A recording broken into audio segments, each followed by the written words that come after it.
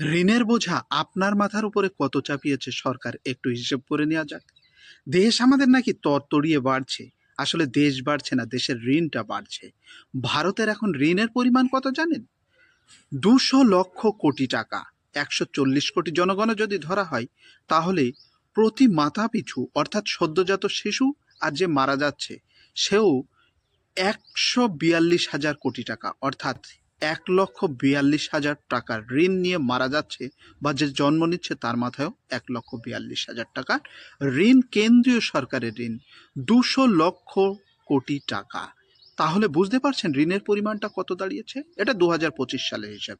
2014 সালে যখন মনমোহন সিংজির প্রধানমন্ত্রিত্ব শেষ হয়, তখন ঋণ কত ছিল?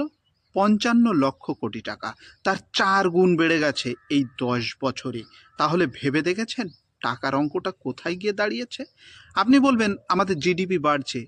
মনমোহন সিংয়ের সময়ে জিডিপির পরিমাণ ছিল 52%, এখন দাঁড়িয়েছে 56%, শুধু ঋণ থেকে এই টাকার পরিমাণটা জিডিপিতে। তাহলে বুঝতে পারছেন আপনার মাথার দেনাটা কত।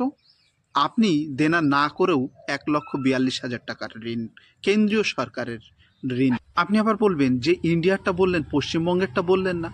আসলে পশ্চিমবঙ্গেরও ঋণের পরিমাণটা বেড়েই চলেছে। পশ্চিমবঙ্গের বর্তমানে ঋণ হচ্ছে 7.71 লাখ কোটি টাকা। অর্থাৎ 10 কোটি লোকও যদি ধরি, তাহলে আমাদের রাজ্যের প্রতিটা জনগণের মাথা পিছু রাজ্যের ঋণ যেটা, সেটা হচ্ছে 71,000 টাকা। অর্থাৎ বুঝতেই পারছেন কেন্দ্র আর রাজ্যের ফারাকটা কোথায়। আমাদের হচ্ছে রাজ্যে 71,000, কেন্দ্রে 1,42,000 টাকা। অর্থাৎ রাজ্যের থেকে কেন্দ্রের ঋণ ডবল হয়ে দাঁড়িয়েছে মাথা পিছু ঋণে। তবুও আমরা দেখছি দেশ এগিয়ে যাচ্ছে। তো দেশ কিভাবে এগোচ্ছে সেটাও একটু ভেবে দেখুন। জিডিপির 56% এই ঋণের পরিমাণ। আর আপনার মাথায় ঋণটা কত দাঁড়ালো টোটাল তাহলে?